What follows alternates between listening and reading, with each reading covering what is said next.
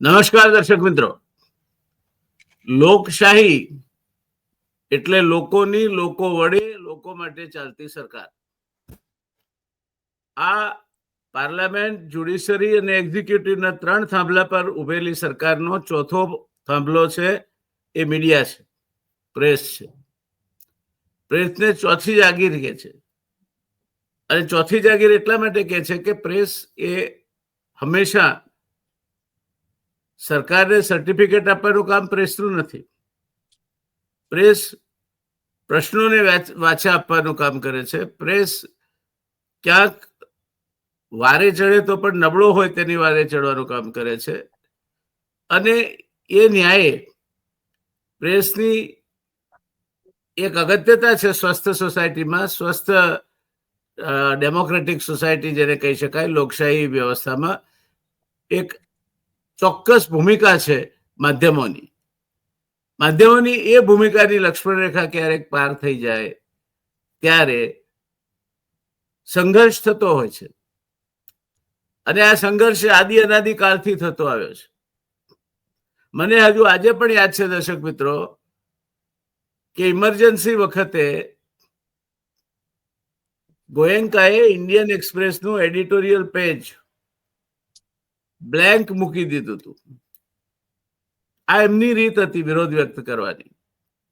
રમણલાલ શેઠ, જનસત્તાના માલિક, એમણે editorial page blank મૂક્યું, નીચે દીવો મૂક્યો અને લખ્યું હે રામ.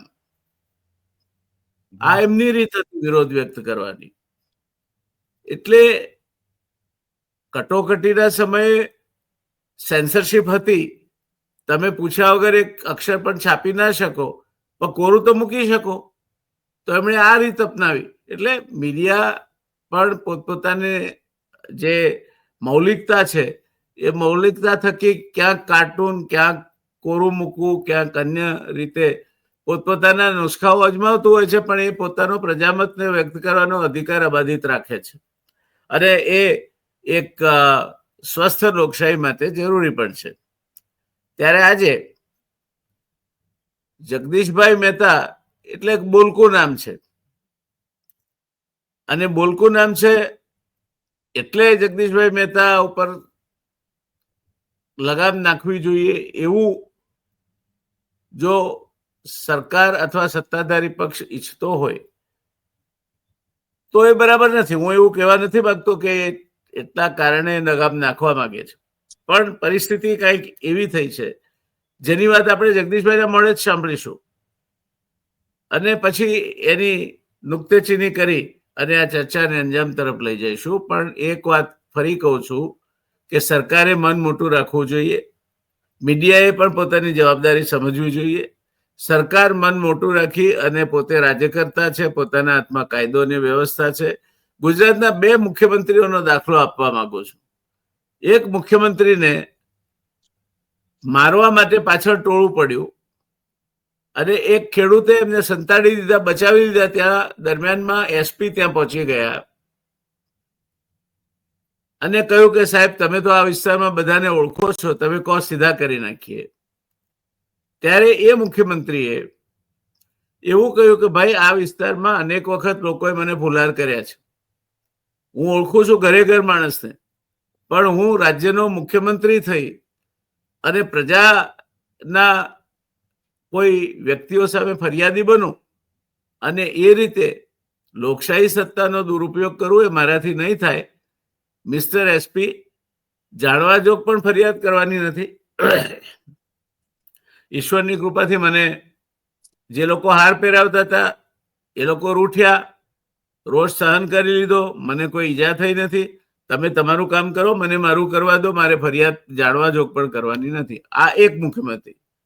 બીજા એક મુખ્યમંત્રી હતા, એમનો કેવલકેડ એટલે એમની ગાડીઓનો કાફલો જતો હતો અને એક જાણીતી ટ્રાવેલ કંપનીની બસે કોઈ કારણ હશે, એને કઈ જાણી જોઈને મુખ્યમંત્રીના કાફલાને ઓવરટેક ના આપવો એવી તો કોઈ આડોડાઈ કરે નહીં, પણ એને ઓવરટેક નહીં આપ્યો.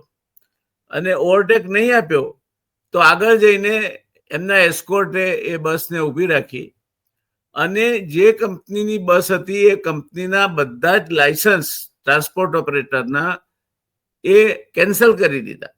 આ પણ મુખ્યમંત્રી હતા. આ બે મુખ્યમંત્રીમાં પહેલા મુખ્યમંત્રી વિવેક રાખીને પોતાના અપમાનને અને પોતાના સામે ઉભા થયેલા ખતરાને પણ ગળી ગયા તો એ મોટા દેખાયા. આજે લોકો એમને યાદ કરે છે. જ્યારે બીજા કિસ્સામાં મુખ્યમંત્રી તરીકે પોતાને જે પ્રજાએ જ સત્તા આપી છે એ જ પ્રજાનો એક વાહન ચાલક કોઈ કારણસર એને ઓવરટેક નહીં આપ્યો તો એને ધ્યાનમાં લીધા વગર આખી કંપનીના બધા જ ટ્રાન્સપોર્ટ ઓપરેશનના લાયસન્સ રદ કરી દીધા અને એ કંપની મુશ્કેલીમાં મુકાઈ ગઈ. તે પ્રકારની પરિસ્થિતિનું સર્જન પણ થઈ શકે.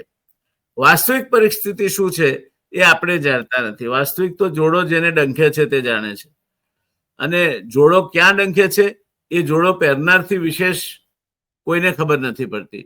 ત્યારે આપણે જગદીશભાઈ મહેતાને જ પૂછીએ કે શું આખી પ્રકરણ શું થયું છે, શું આપત્તિ આવી છે આપના ઉપર? વ્યાસર પરિસ્થિતિ એ છે, હેડલાઇન દૈનિક જેનો લોગો મારી પાછળ દેખાય છે એ દૈનિકનો હું ગ્રુપ એડિટર છું અને એના માલિકનું નામ છે ગિરીશભાઈ સોલંકી, જે વડોદરા રહે છે, મૂળ રાજકોટના છે, વડોદરા રહે છે અને PGVCL ના સરકાર માન્ય કોન્ટ્રાક્ટર છે અને ગુજરાતના જે કેટલાક ટોપના ટેક્સ પેયર્સ છે એમાં એનું નામ છે.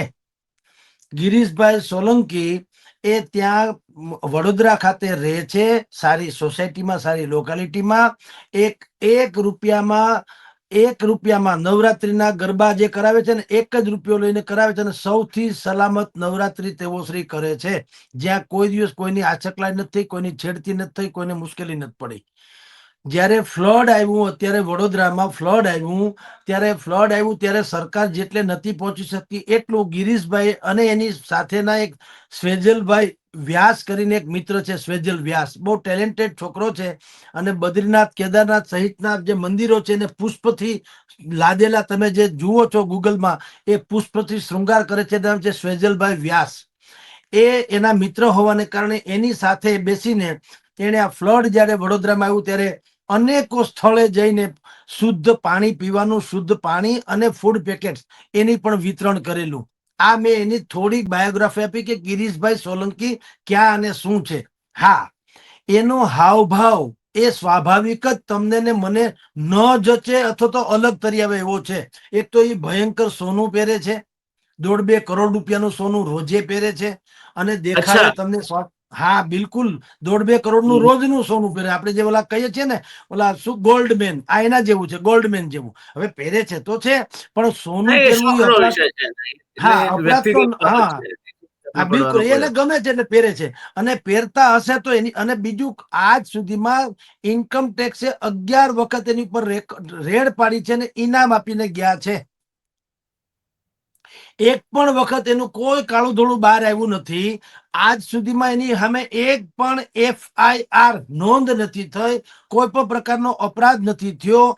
માત્ર ને માત્ર હેડલાઇન શરૂ કર્યું ત્યારથી ગિરીશભાઈ વધુ પડતા તંત્રની કરડી નજરે આવ્યા. એની પાસે એવી એક લેબોરેટરી છે જે ગુજરાતમાં બીજા એક સરકારની પોતાની FSL ની છે, બીજી અમારે ગિરીશભાઈની છે. ઈ લેબોરેટરી છે જેમાં બધી વસ્તુ પ્રમાણિત થઈ શકે કે આમાં આલ્કોહોલનું કેટલું પ્રમાણ છે કે ફલાણું કે ઢીકણું જે થતું હોય તે. આ પ્રકારની લેબોરેટરી ધરાવે છે, સરકાર માન્ય કોન્ટ્રાક્ટર છે. તો PGVCL ની પણ એક કારણદર્શક નોટિસ પણ નથી આવી કે તમે આજ સુધીમાં જે એને કામ છે શું, મોટા વાયરિંગ કરવાનો, આવડે શું કહેવાય, વીજળીના તાર ને વીજળીના થર્મો, એ બધું એનું કામ છે PGVCL નું. તો આજ સુધી નોટિસ સુધા ક્યારે નથી આવી કે તમારા કામમાં ખામી છે કે વધારે પૈસા કે ઓછા પૈસા, કશું જ નહીં. ઓન રેકોર્ડ બધું છે ને A ગ્રેડના ઈ કોન્ટ્રાક્ટર છે.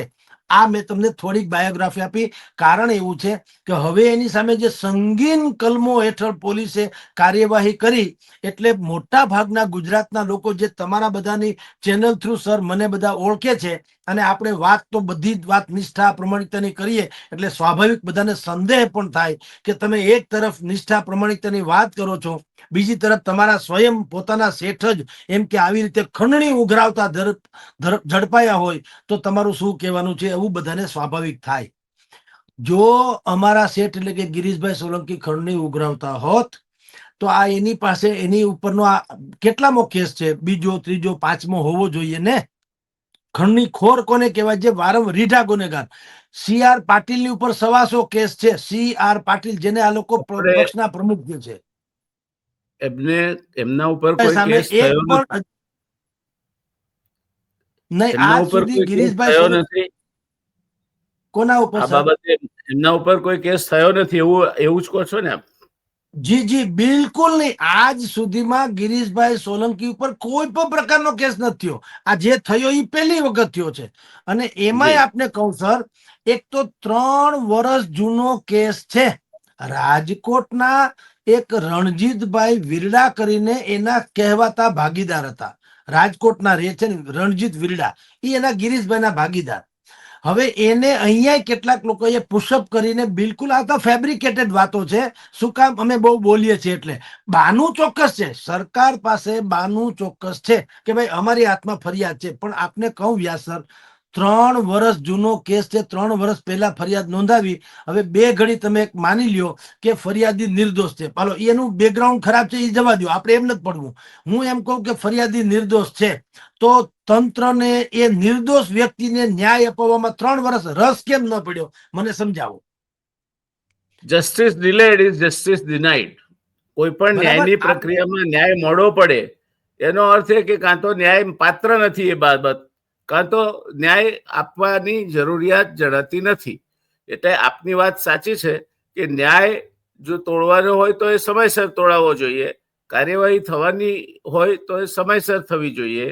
એમાં 3 માસ 3 વર્ષ જેટલો વિલંબ થાય તે વાત એ ન્યાયની પ્રક્રિયા માટે પણ બરાબર નથી અને સામાન્ય નાગરિકનો ન્યાયતંત્રમાં વિશ્વાસ જાળવી રાખવા માટે પણ બરાબર નથી.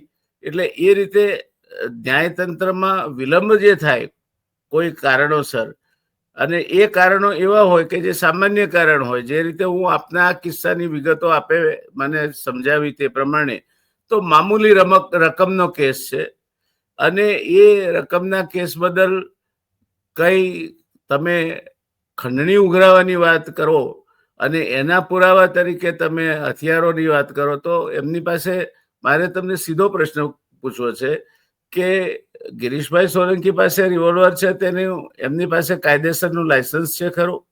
પહેલી વસ્તુ. અને બિલકુલ બીજું બિલકુલ. કે એ જે કઈ પ્રવૃત્તિ કરે છે, આપે કહ્યું ઇન્કમટેક્સે એના ત્યાં 7 વખત રેડ પાડી, તો એ રેડ શાના માટે પાડી? જ્યારે એ આટલું બધું સોનું પહેરે છે, એની રહેણી કણી છે, એટલે ઇન્કમ ટેક્સ એવું હોય ને, કદાચિત કોકે કીધું હોય કે રામ જાણે કે ભાઈ આની પાસે કાંઈક તમને બ્લેક મની મળી આવી શકે. રાઈટ? રેડ પાડી, એનો અધિકાર છે પાડી. તો આને હા, કીધું એ જોઈ લ્યો ભાઈ. હા, આને કીધું જોઈ લ્યો, બધું તપાસી લ્યો. આજ સુધીમાં એક પૈસાનું બ્લેક મની બહાર આવ્યું નથી. એનું બધું જ ઓન રેકોર્ડ છે. ચાનું બિલ પણ ઈ ચેક થી ચૂકવે છે સાહેબ. બોલો. હવે આપને બીજું કહું જી કે 3 વર્ષ જૂનો કેસ છે. એમાંય આપને કહું, કેસ રાજકોટનો છે ને તમારે વડોદરામાં ટ્રાન્સફર થયો હોય તો સૌથી પહેલી વાત તો ઈ કે અસલાદરા કે જે કોઈ વિસ્તાર છે, હલાલી કલાલી નામ ભૂલી ગયો વડોદરાનું, તો ત્યાંનું પેલા તો પોલીસ થાણું હોય, ઈ ગિરીશભાઈને ફોન કરી તમારી સામે કેસ થયો છે, તમે આવી નિવેદન નોંધાવી જાવ છો કે અમારે ધરપકડ કરવા આવવું પડશે. બોલો, સ્વાભાવિક તો પ્રક્રિયા આ છે ને. તમારી સામે કેસ થાય વ્યાસ સાહેબ તો એમને પોલીસ સ્ટેશને બોલાવવા જોઈએ અને જે કઈ નિવેદન નોંધવામાં એ સહકાર આપે તો પછી આગળની હા. કાર્યવાહી એ પ્રમાણે ચાલવી જોઈએ. હવે આવા ધારો કે એને 8-10 વખત નોટિસ ઇસ્યુ કરી હોય, વોરંટ ઇસ્યુ કર્યા હોય અને ગિરીશભાઈ ન આવતા હોય, તો ઈ આ રીતે દરોડો પાડે એમાં જરાય ખોટું નથી. તો હું એમ કહું પાડવો જ જોઈએ અને ગિરીશભાઈને મારવા જોઈએ. પણ તમે કહેતા જ નથી કે આવી કોઈ ફરિયાદ થઈ છે. બુદ્ધિપૂર્વક, જેને આપણે ગામઠી ભાષામાં બધા કહે ને કે આ સરકાર શું કરે છે, ફાઇલ દબાવી રાખે. જ્યારે એની ઈચ્છા પડે ત્યારે ફાઇલ ખોલીને તમને હેરાન કરે. આ એની માસીનો દીકરો. કે તમને તમારી સામે ફરિયાદ જો થઈ છે તો તમે પોલીસ સ્ટેશન વાળાને કે ગિરીશભાઈને કેમ કીધું નહીં ભાઈ આવી એક ફરિયાદ થઈ છે, તમારે શું કહેવાનું છે? નહીતર પછી અમારે ધરપકડથી માંડીને જે કાર્યવાહી કરવી હોય કરવી પડશે. અને અદાલતે શું કીધું કે તમે એક તો 3-4 વસ્તુ અદાલતે કીધી છે. કોઈના ઘરે તમે આમ નોટિસ વગર, FRI ની નકલ વગર કે વોરંટ બતાવ્યા વગર કે તમારા ઓળખ કાર્ડ બતાવ્યા વગર જઈ શકો ખરા? અમને કેમ ખબર પડે તમે આ પોલીસમાં છો? લ્યો દાખલા તરીકે તમે ગેંગ નથી એની શું ખાતરી? તો તમે બૈરાના કાંડા મરડી નાખ્યા, એના મોબાઈલ જોટવી લીધા, એની પત્નીને ધક્કો માર્યો, એના સગીરભાઈના દીકરાને બેસાડી દીધો, ગાળાગાળી ભાષામાં વાત કરી અને ગિરીશભાઈની પાસેથી રાતોરાત તમે એને લઈ ગયા.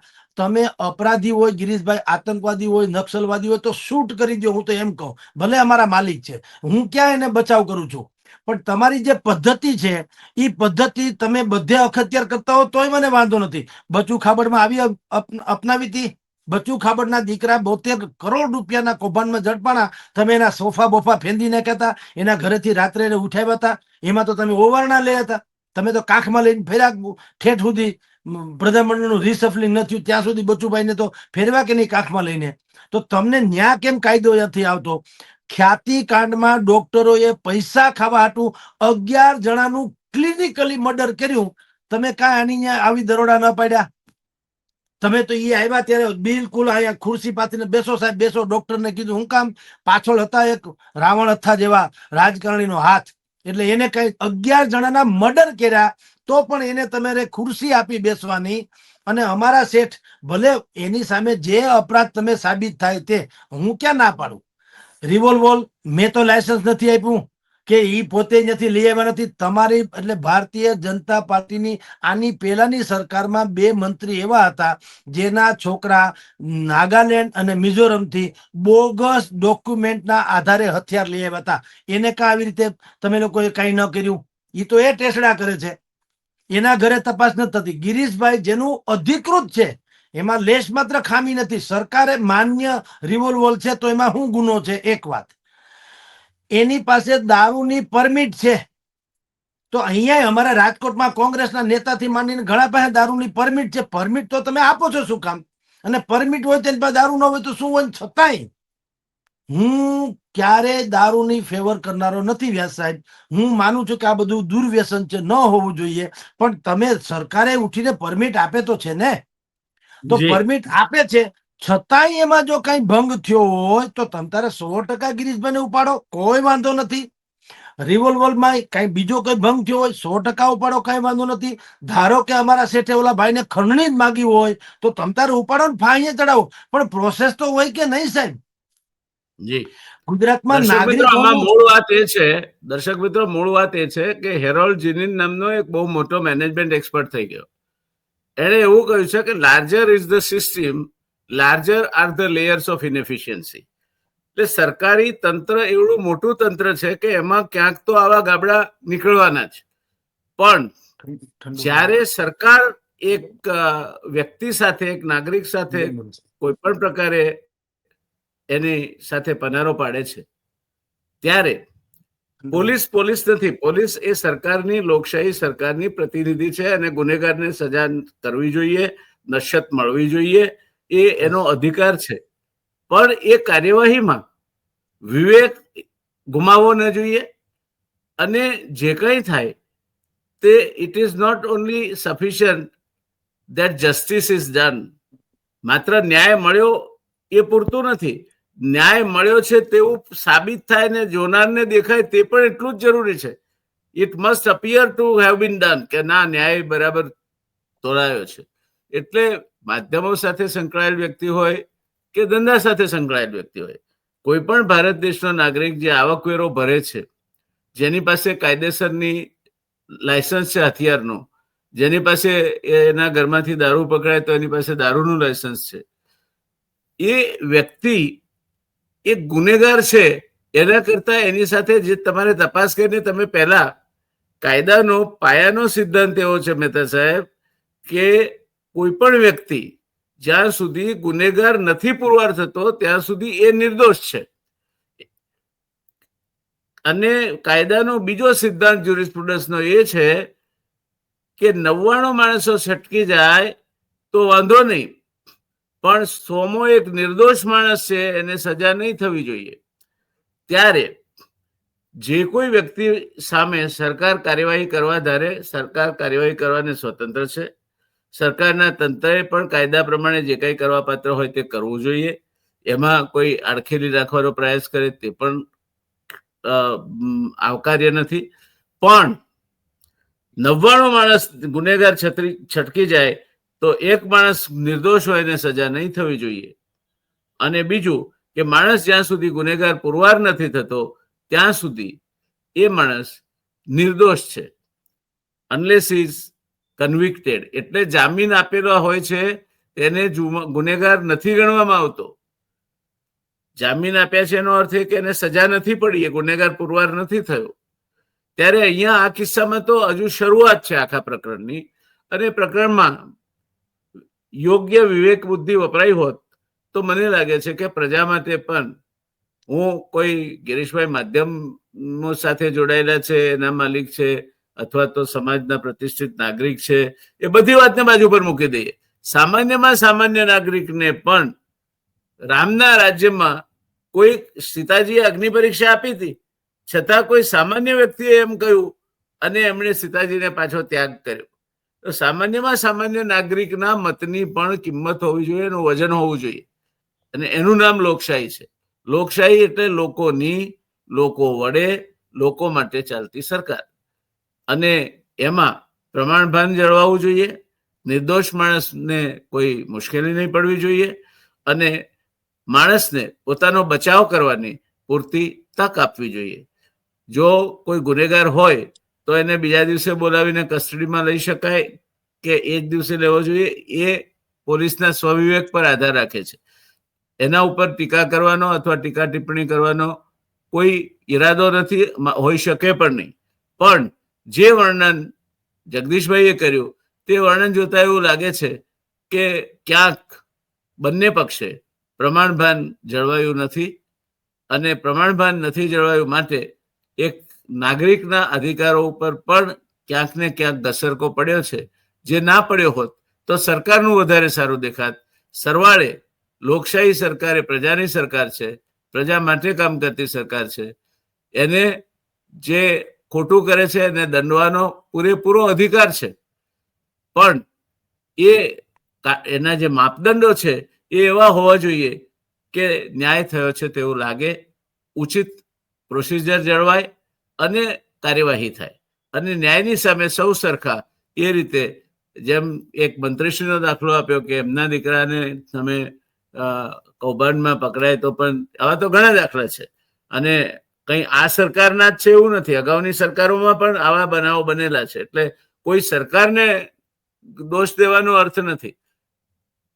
પ્રશ્ન છે કે જો સિસ્ટમ જે છે એ સિસ્ટમને તમે ખુલ્લો દોર આપશો તો સિસ્ટમની અંદર એવા વ્યક્તિઓ હંમેશા હોય છે કે જેની જે સરકાર સત્તા પર હોય એને વાલા થઈને અમુક જગ્યાએ ચોક્કસ પોસ્ટિંગ મેળવવા માટે અથવા લાભ મેળવવા માટેની એક પ્રયત્ન સદૈવ રહેતો હોય છે. હું સરકારમાં રહી ચૂક્યો છું એટલે મને આ ખ્યાલ છે કે બધા જ સીધું વિચારીને ચાલે છે એવું નથી હોતું.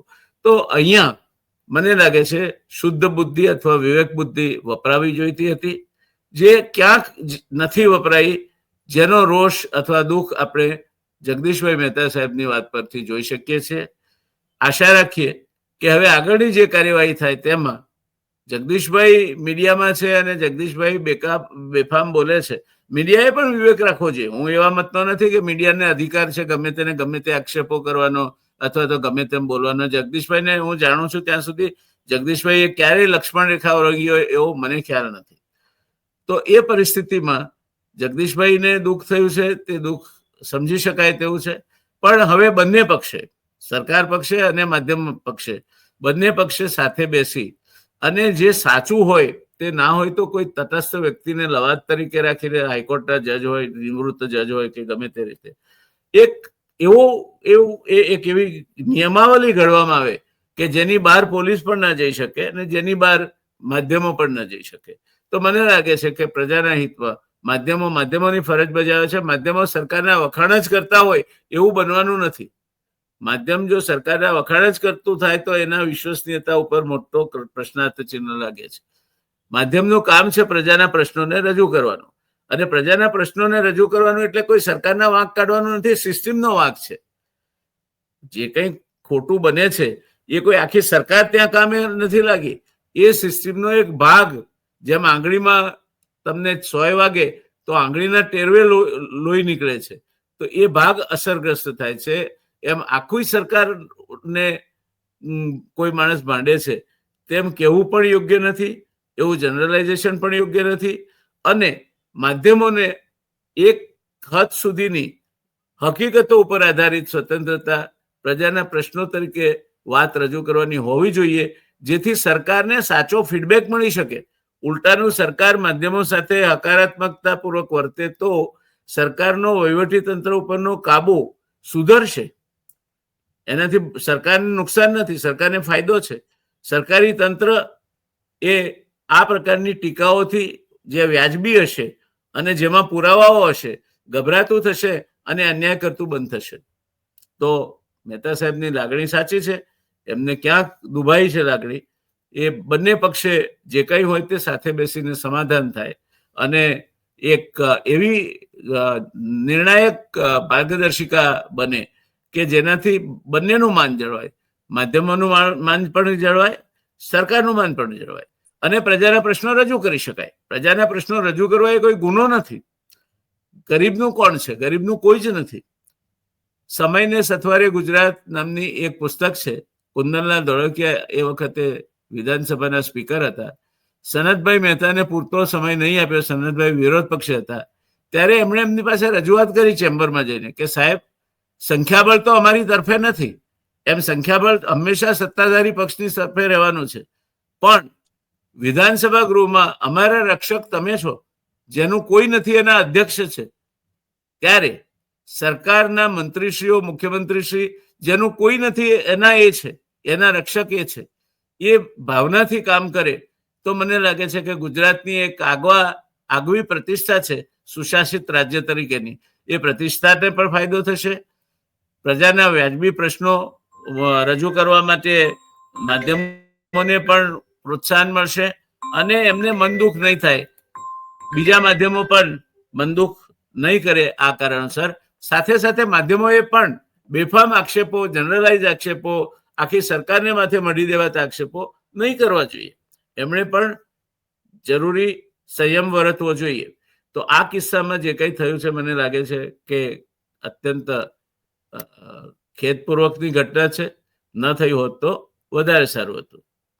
તો આ વાત સાથે મને લાગે છે કે મહેતા સાહેબને સિવાય કંઈ કહેવું હોય તો લાસ્ટ વર્ડ એમને તક આપીને પછી આપણે ચર્ચાને સમાપન તરફ દોરી જઈશું. સરજી, આપે જે વાત કરી તે માધ્યમ તરીકે આપણો ભૂમિકા જે હતી અમે સુપેરે બજાવી છે કે લોકોની વાત તંત્ર સુધી પહોંચે અને વિથ ઉકેલ સુજાવ સાથે. જો વિપક્ષોની જેમ બોલ્યા હોત તમે સુજાવ ન સૂજવો હોત. અત્યારે આજે જે મુખ્યમંત્રીએ 7,000 કરોડ રૂપિયાનું પેકેજ જાહેર કર્યું, એ અમે છેલ્લા 1 મહિનાથી કહીએ છીએ, જ્યારથી માવઠું થયું ત્યારથી આજ સુધીનો અગાઉનું માવઠું અને તાજું માવઠું. અમે એમ કીધું કે તમે કેવડિયા કોલોનીમાં જે ત્યાં તાસીરો કર્યો છે સરકારી તામઝામ વાળો, એના કરતા અમારે અહીંયા ખેતરે ખેતરે ખરખરા થઈ રહ્યા છે. તમે મેક્સિમમ એને આપો એટલે ગરીબ માણસોને થાય. આ અમે સુજાવ આપેલો અને અમે એમ કીધેલું કે જો સરકાર સારું પેકેજ આપશે તો ગોપાલ ઇટાલિયા કે પછી અમિત ચાવડા ગમે એનું હશે, કોઈનું કાંઈ પાવલું નહીં આવે વિરોધ પક્ષનું, કારણ કે પ્રજાને મતલબ છે મદદથી. તો પ્રજાને સમજણ પડે છે. તો આજે એને કહ્યું સરકારે, તો વાત અમે એ જ કરીએ છીએ. આપની વાત સાથે સંમત થવાનું મન એટલા માટે થાય છે કે પાક જે બગડ્યો છે એની ખેડૂત હોળી કરે છે. હવે ખેડૂત પોતાનો પાક સળગાવે એને કેટલી વેદના થતી હશે. એને બહુ ઉમંગથી બીજ વાવ્યું હશે, એને મોટું કર્યું હશે, ખાતર પાણી આપ્યું હશે, પાક પાકવા આવ્યો ત્યારે એના મોઢામાંથી કોળિયો ચૂંટવાઈ ગયો છે. ત્યારે એની વેદના સમજવી જોઈએ અને ત્યારે રાજાએ ખાસ સમજવી જોઈએ. કલાપીની ગ્રામ માતા કરીને એક કવિતા છે જેમાં રાજાના મનમાં પાપ પેસે છે કે શેરડીની કાતળીમાંથી આટલો બધો રસ નીકળે છે તો ખેડૂત કેટલું કમાતો હશે. અને બીજી વાર એ બીજો રસ માંગે છે, બીજી વાર કાતળી નીકળતો, અને ત્યારે એની પંક્તિઓ છે છેવટની કે રસહીન થઈ છે ધરા કે પછી દયાહીન થયો નૃપ, નહીં તો આવું ના બને કહી માતા ફરી રડી. એટલે કિસાનની વેદનાઓ પણ એટલી જ તીવ્ર છે, એટલી જ અગત્યની છે. ને કિસાન છે તો આપણે બધા છીએ. ખેતી સીધી અથવા આડકતરી રીતે 50% લોકોને રોજગારી આપે છે. સીધી અથવા આડકતરી રીતે 50% ગ્રામ્ય બજારને પોષે છે. સીધી અથવા આડકતરી રીતે આપણી અન્ન સુરક્ષાને પોષે છે. એટલે કિસાન એ આ દેશનો, મને કોઈ પૂછે કે આ દેશમાં સૌથી વીઆઈપી સ્ટેટસ કોનું, તો હું બિલકુલ એક પણ ક્ષણના વિલંબ વગર કહું કે આ દેશનો કિસાન, જેણે મને ભીખનું શકોરું લઈને દુનિયા સામે ભીખ માંગવામાંથી બચાવ્યો અને જે મારા પેટનો ખાધો પૂરે છે, એ મારો સૌથી વીઆઈપી માણસ છે. એટલે મહેતા સાહેબ, આપે એના પ્રશ્નો રજૂ કર્યા હોય તો એમાં કશું જ ખોટું નથી કર્યું. એના પ્રશ્નોને ઉજાગર કર્યા હોય તો સરકારે પણ, સરકાર એક ઉદારતા, હાથીની રીતે ચાલે, હાથીની ચાલે એને એની ઉદારતાથી એને લેવું જોઈએ. અને આ પ્રકારની વાત સરકારના મનમાં નહીં જો એવું માનું છું, પણ હોય તો કાઢી નાખવી જોઈએ. તો મને લાગે છે આપણે આ સાથે આ ચર્ચાને સમાપન તરફ દોરી જઈશું. જગદીશભાઈ મહેતા આપણા માટે નવા નથી. એમની સ્પષ્ટ વક્તા તરીકેની જે વાત કરવાની ટેવ છે તે એમનું ઘરેણું છે. એ વગર જગદીશ મહેતા અશ્વત્થામાનો મણી કાઢી લઈએ અને અશ્વત્થામાની જે સ્થિતિ થાય તેવા થઈ જાય. એટલે એ કોઈ રાગદ્વેષથી કોઈના માટે કહેતા હોય મેં મારા આટલા વર્ષોના અનુભવમાં જોયું નથી. તો જગદીશભાઈને પણ મોટું મન રાખીને હવે રોષ સમાવી અને કામે વળી જવા કહીએ અને આશા રાખીએ કે આખા પ્રશ્નનો સુખદ ઉકેલ આવશે અને કિસાનોના પ્રશ્નનો પણ સુખદ ઉકેલ આવશે. આવજો દોસ્તો. જય જવાન, જય કિસાન, જય વિજ્ઞાન. ભારત માતા કી જય. જય જય ગરવી ગુજરાત. જય જય ગરવી ગુજરાત. જય જય ગરવી ગુજરાત. જી નમસ્કાર સર.